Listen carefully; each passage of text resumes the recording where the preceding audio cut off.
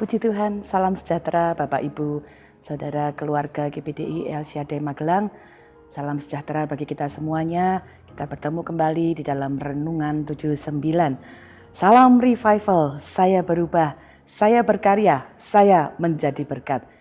Kiranya setiap firman yang kita dengar, yang kita renungkan akan terus mengubah hidup kita, menuntun hidup kita untuk dapat berkarya dan menjadi berkat. Hari ini kita akan merenungkan Amsal 27 ayat 5. Demikian firman Tuhan, lebih baik teguran yang nyata-nyata daripada kasih yang tersembunyi. Ya, ada satu bagian yang kita akan belajar tentang satu teguran. Teguran itu merupakan suatu usaha yang dilakukan oleh seseorang ya untuk dapat memberitahu orang lain atas perkataan, tindakan ya, sehingga orang tersebut dapat yang mendapatkan teguran, mendengarkan teguran bisa memperbaiki diri dan tidak melakukan lagi perbuatannya yang kurang berkenan. Ya, nah teguran yang kita baca dari firman Tuhan dikatakan lebih baik teguran yang nyata-nyata. Nah, apa yang dimaksud dengan teguran nyata? Teguran nyata itu adalah memberitahukan kesalahan seseorang secara pribadi langsung di hadapannya. Ya, secara empat mata kepada orang yang melakukannya. Atau kemudian yang kedua, ya prinsipnya adalah tidak memberitahukan kesalahannya kepada orang yang lain. Ya, karena Amsal 25 ayat 9b juga berkata demikian, jangan buka rahasia orang lain. Ya, ini dikatakan teguran yang langsung diberitahukan kepada orang tersebut secara pribadi itu lebih baik daripada kasih yang tersembunyi. Nah, apa yang dimaksud dengan kasih yang tersembunyi? Kasih yang tersembunyi itu adalah ketika kita tahu suatu kesalahan atau kita tahu sesuatu kekurangan yang bisa berdampak kurang baik, lalu kita pura-pura semua baik-baik saja. Kita diam saja, kita tahu ada orang lain yang mungkin melakukan kesalahan atau kekurangannya, lalu kita tidak memberitahu ya, atau kita berpikir kasih tahu enggak ya, lalu kita memutuskan wah enggak usahlah kasih tahu. Satu, mungkin kita beranggapan kayaknya dia usianya lebih tua dari saya, ya akan ada banyak alasan, atau mungkin wah saya nggak enak kalau ngasih tahu, atau kalau kasih tahu nanti takutnya dia tersinggung, atau kita mungkin berpikir wah dia posisinya sebagai seseorang yang berada dalam posisi di otoritas di atas dalam status kepemimpinan dan sebagainya gitu ya.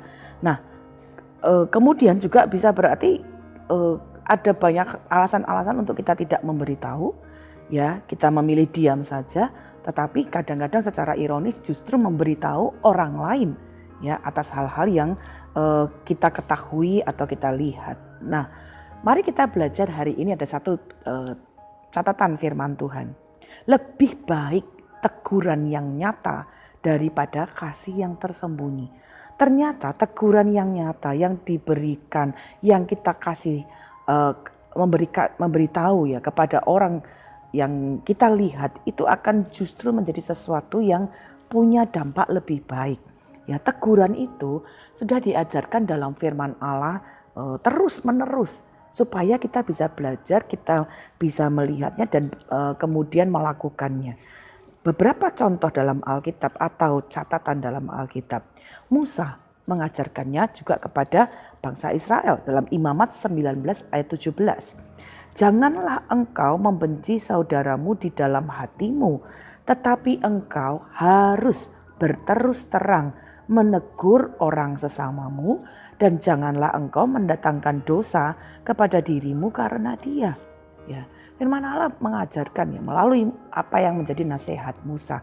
Kalau kita melihat seseorang yang mungkin ada kekurangan atau hal-hal yang mungkin kita lihat ini kurang baik, ya memiliki keberanian untuk memberitahu orang tersebut, menegur dengan kasih tentunya ya. Oh ini enggak baik loh, boleh enggak saya bicara? Ada hal-hal yang saya rasa kurang baik, mengapa kamu melakukan hal ini?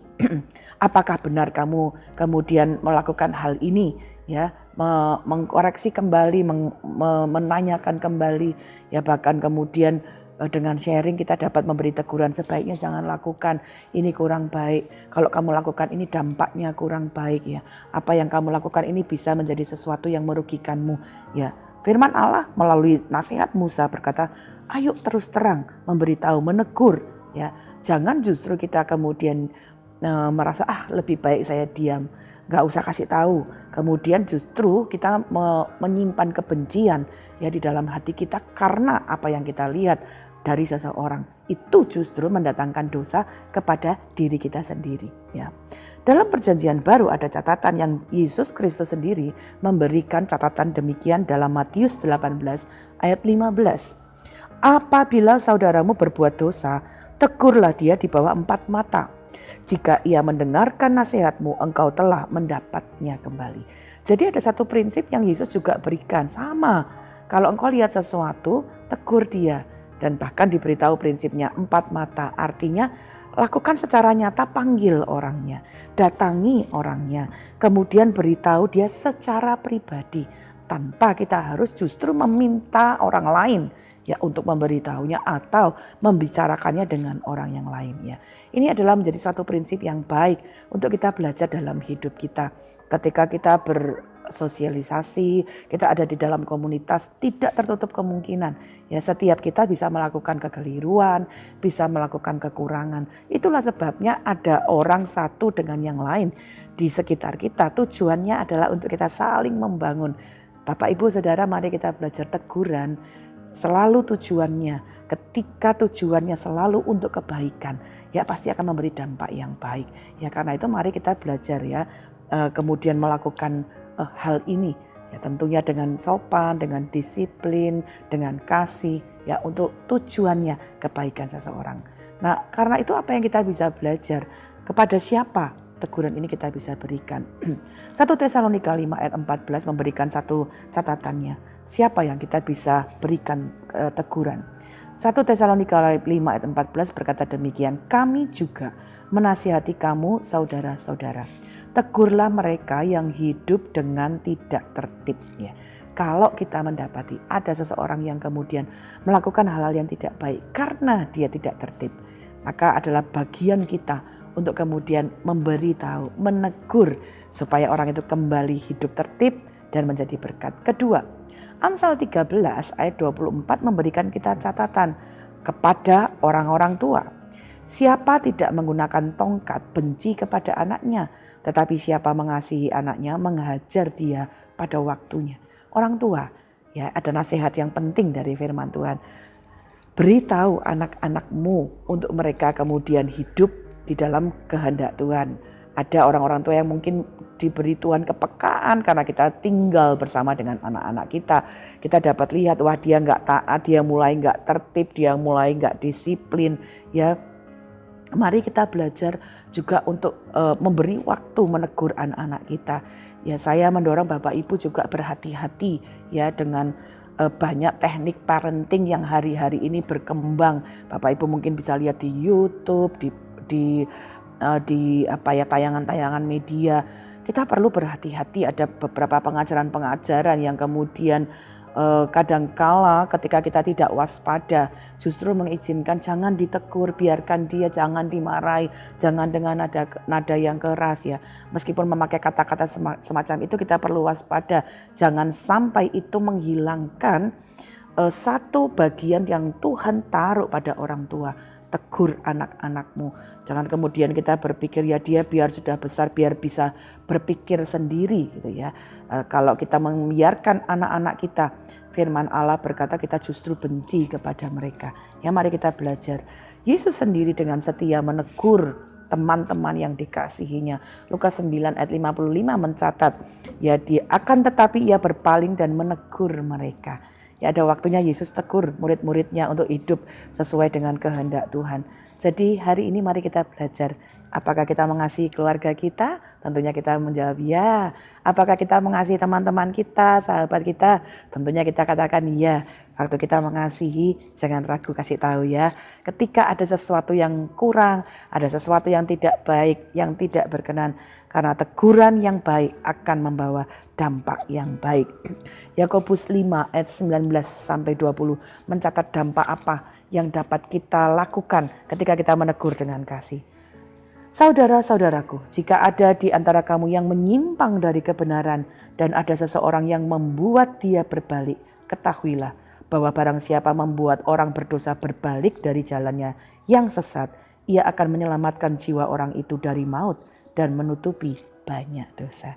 Waktu kita menegur dengan kasih, ya dengan baik kepada orang itu, langsung kepada orangnya, bisa membawa orang itu berhenti dari kesalahan, justru membawa dia memperbaiki dirinya, berbalik dari jalannya jahat. Dia bisa tidak mengulangi, bahkan menyelamatkan nyawanya. Tentunya ada dampak-dampak yang luar biasa yang kita bisa lakukan.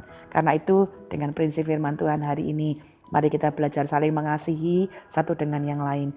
Ya, bukan dengan kasih yang tersembunyi, dengan kasih yang nyata. Kalaupun itu berupa teguran, ya jangan ragu untuk kasih tahu supaya mereka kemudian dapat memperoleh kebenaran-kebenaran, kembali lagi kepada kebenaran Tuhan. Puji Tuhan. Terima kasih Bapak Ibu sudah mengikuti Renungan 79.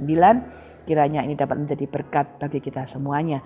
Bagi Bapak Ibu Saudara yang ingin didoakan untuk pokok doa tertentu, atau bagi Bapak Ibu Saudara yang ingin menceritakan kesaksian, baik mujizat, kesembuhan, pemulihan bagi keluarga, mari salurkan itu melalui chat di WhatsApp 081327420088. Tuhan Yesus memberkati kita semuanya. Mari kita berdoa. Bapa, kami mengucap syukur untuk petunjuk firman-Mu, untuk kami dapat belajar mengasihi dengan nyata. Bukan saja dengan kami mengasihi, memberikan sesuatu dengan perbuatan kami, tapi bahkan dalam teguran ada kasih yang kami berikan kepada orang-orang di sekitar kami. Berikan kami hikmat, kebijaksanaan ketika kami harus memberikan teguran, supaya teguran itu dapat mendatangkan kebaikan bagi orang-orang di sekitar kami, baik itu keluarga, rekan kerja kami, komunitas kami, teman-teman kami di gereja. Kami dapat saling mendukung satu dengan yang lain. Berkatilah seluruh keluarga GPDI LCD Magelang, supaya ketika kami ada dalam komunitas kami, persekutuan kami dapat mendukung satu dengan yang lain, mengingatkan satu dengan yang lain, memberitahu satu dengan yang lain untuk kebaikan. Terima kasih Bapa, mengucap syukur untuk kemurahan dan firman-Mu dalam kehidupan kami. Tidak ada seperti Engkau di antara para Allah ya Tuhan, dan tidak ada seperti apa yang Kau buat. Seluruh keluarga GPDI LCD Magelang yang Kau jadikan akan datang sujud menyembah di hadapan-Mu ya Tuhan, dan akan memuliakan nama-Mu. Di dalam nama Tuhan Yesus Kristus kami mengucap syukur dan berdoa. Haleluya. Amin.